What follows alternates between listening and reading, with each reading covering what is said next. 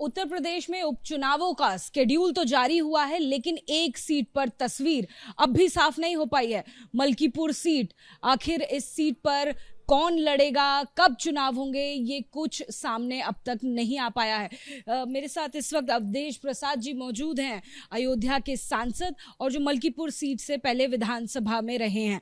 आइए उनसे बात करते हैं। सर, क्या लगता है इस सीट को लेकर अब तक स्थिति साफ क्यों नहीं हो पाई है? देखिए,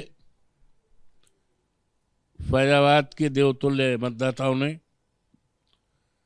प्रभु श्री राम की कृपा से, हनुमान जी की कृपा से, सरजू माई की कृपा से और हमारे राष्ट्रीय अध्यक्ष माननीय अखिलेश यादव जी की कृपा से हम 54 फैजाबाद अयोध्या सीट से सांसद बने, जिसकी चर्चा सारे देश और दुनिया में है।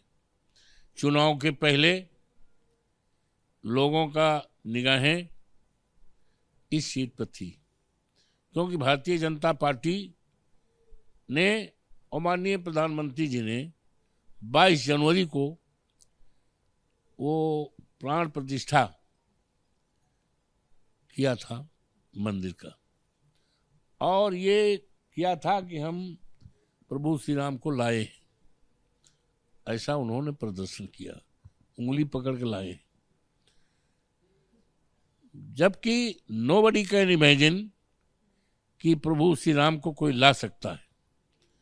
वो ऑलमाइटी हैं, वो बहुत हजारों साल पहले वो तो सबका कल्याण करते हैं।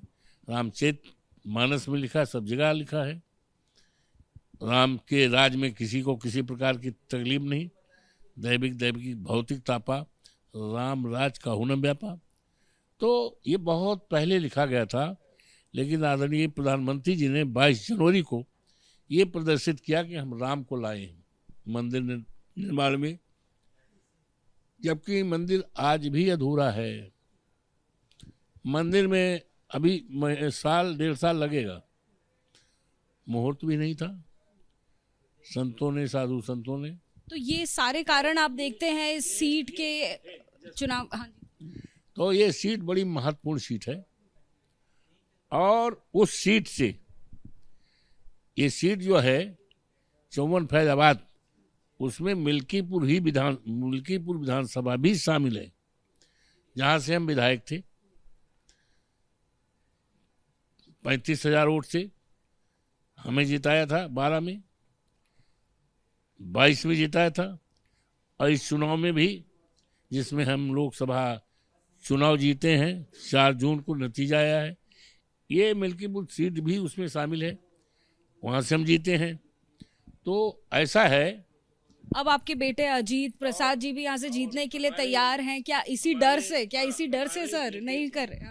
माननीय अखिलेश जी ने, जो हमारे राष्ट्रीय अध्यक्ष जी हैं, उन्होंने कार्यकर्ताओं से सरसम्मत विचार विमर्श करके सरसम्मत मेरे बेटे को प्रत्याशी बनाया है। हालांकि उन्होंने 2 महीने 1.5 महीने पहले बता दिया था कि अजीत, तुम तैयारी करो, तुम्हें लड़ना है, तुम्हारे पापा की सीट रही, तुम लड़ो। तो उन्होंने 1.5-2 महीना 3 महीने पहले इशारा कर दिया था। लेकिन अभी 6 प्रत्याशियों की जब सूची निकली है, 4-6 दिन 10 दिन पहले, तो उस सूची में भी पूरी विधिवत उसमें है। तो और ये सीट पर आदरणीय आदित्यनाथ जी, जोगी बाबा, जो उत्तर प्रदेश के मुख्यमंत्री हैं, वो इस सीट के प्रभारी बन गए। जबकि उत्तर प्रदेश के इतना बड़ा सूबा है और इतने बड़े सूबे के मुख्यमंत्री हैं, और जब चुनाव होता है अपनी पार्टी की तरफ से देश में वो स्टार प्रचारक के रूप में जाते हैं। लेकिन पता नहीं दिल्ली के इनके नेताओं ने इनका कद छोटा करके केवल एक विधानसभा क्षेत्र मिल्कीपुर का प्रभारी बनाया, कटिहरी का बनाया। क्यों सर, क्या कारण लगता है कि मुख्यमंत्री को खुद एक छोटे से क्षेत्र में आना पड़ रहा है? अब ये तो उनका इंटरनल मामला है, ये तो बीजेपी का अपना इंटरनल मामला है। लेकिन अब पता नहीं योगी बाबा हमारे जो मुख्यमंत्री हैं, उनके कद को कितना छोटा कर दिया, और लगातार जोगी बाबा चुनाव में मिल्कीपुर में लगातार 4-5 सभाएं किया, 4-5 दिन रहे और दर्जन से ज़्यादा उनके मंत्री 2 महीने से पड़े हैं। लेकिन जनता की जो रुचि है, निर्णय है, वो निर्णय पूरी तरह से है समाजवादी पार्टी को जिताने का, अजीत प्रसाद को जिताने का और माननीय अखिलेश यादव जी के उम्मीदवार को जिताने का, उनके हाथ को मजबूत करने का।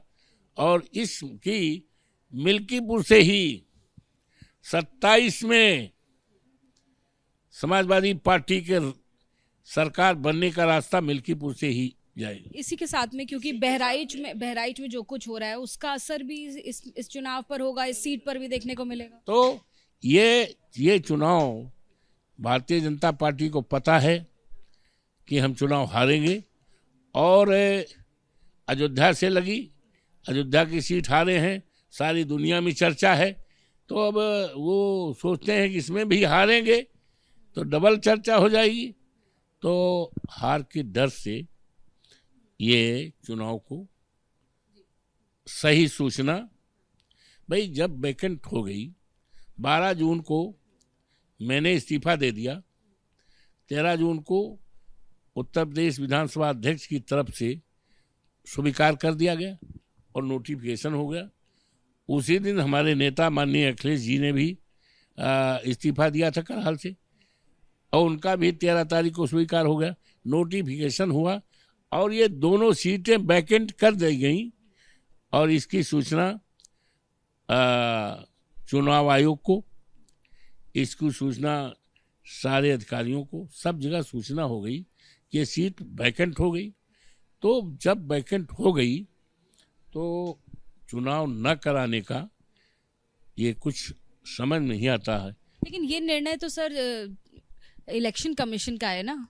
ऐसा है, इलेक्शन कमीशन का निर्णय जरूर है, लेकिन उनका कहना है कि हाई कोर्ट में एक मामला लंबित है, एक मामला हाई कोर्ट में लंबित है। तो जहाँ तक हाई कोर्ट माननीय उच्च न्यायालय के मामले का सवाल है, तो चुनाव आयोग तो पार्टी है नहीं, ना हाई कोर्ट ने कोई स्टे दिया है। और जब हम चुनाव जीत गए एमपी का, हमने इस्तीफा दे दिया तो मामला अपने आप वो खत्म माना जाता है कानून की निगाह में। जब हम ही नहीं हैं, हमने इस्तीफा दे दिया है तो वो कानूनी कुछ रह नहीं जाता, खत्म मान लिया जाता है। तो ये जिम्मेदारी तो शासन की थी, मुख्यमंत्री को जिम्मेदारी थी कि चुनाव आयोग को, आखिर सूचना तो चुनाव आयोग को सरकार की तरफ से गई ना, चुनाव कराने की सूचना, निवेदन चुनाव आयोग के सामने चुनाव कराने का तो सरकार की जिम्मेदारी होती है ना। तो सरकार की तरफ से क्यों नहीं? लेकिन आखिरी निर्णय तो चुनाव आयोग का ही होता है। तो ये माने कि चुनाव आयोग ने ये निर्णय लिया कि नहीं कराएंगे, तो इसके पीछे आपको कहीं ना कहीं एक खराब मंशा क्यों नजर आ रही है? मैं ये सवाल, बस ये है, इसके पीछे साफ साफ है कि भारतीय जनता पार्टी को पूरी तरह से जनता के विचारों को देखते हुए, परखते हुए, जनता के विचारों को, उनको हो गया कि सीट समाजवादी जीतेगी और एक ऐतिहासिक जीत होगी। 1000, 2000, 10,000 की जीत नहीं, बहुत बड़े वोट से एक इतिहास। जिस तरह से अवधेश प्रसाद को जिताकर देवतुल्य जनता ने सारे देश दुनिया में एक संदेश दिया है, उसी तरह से इस सीट को भारतीय जनता पार्टी ने इंडिया स्तर की सीट बना दिया। और उनको इस बात का भरसक प्रयास के बाद भी इस कंक्लूजन पर पहुंचे कि यहाँ पार नहीं पाना है, भारतीय जनता पार्टी बुरी तरह से हारेगी, अब सर समाजवादी पार्टी जीतेगी। इसीलिए उन्होंने आज तक 30-32 तो उनके उम्मीदवार हैं, 30-32 उम्मीदवार हैं, आपस में वो है। तो इन्हीं सारी चीज़ों से वो भांप गए कि हम चुनाव हारेंगे और इसलिए इस चुनाव को इन्होंने टाला है। फिलहाल इस सीट पर ऐलान नहीं हुआ, लेकिन कल तो होगा। तो कल जब होगा तो क्या एजेंडा रहेगा आपका, क्या योजना रहेगी? अब सोचते होंगे कि उस समय अकेला चुनाव रहेगा, प्रदेश भर के सबको लगा देंगे और अपने ढंग से चुनाव जीत लेंगे। लेकिन ऐसा कुछ नहीं। सरकार और जनता में जब भी चुनाव हुआ है, ये इतिहास इस बात का साक्षी है कि हमेशा जनता की जीत हुई है, सरकार हारी है। तो सरकार कितनों अतिक्रमण कर ले, कितनों व्यूह रचना कर ले, कितनों चुनाव टाल ले, तो चुनाव तो होना है ना। तो इसलिए भारतीय जनता पार्टी हारेगी और 10 सीटों पर जो बाई इलेक्शन होने जा रहे हैं, समाजवादी पार्टी इंडिया गठबंधन 10 सीटों पर जीतेगी और भारतीय जनता पार्टी पूरी तरह से सफाया हो जाएगी। और मिल्कीपुर की सीट जब हारेगी तो यहीं से रास्ता शुरू हो जाएगा 27 के चुनाव को हारने का, बीजेपी की और समाजवादी पार्टी की माननीय अखिलेश जी की अगुवाई में सरकार बनने का रास्ता दिखाई पड़ेगा पूरा देश को। बहुत शुक्रिया एबीपी न्यूज से बात करने के लिए अवधेश जी।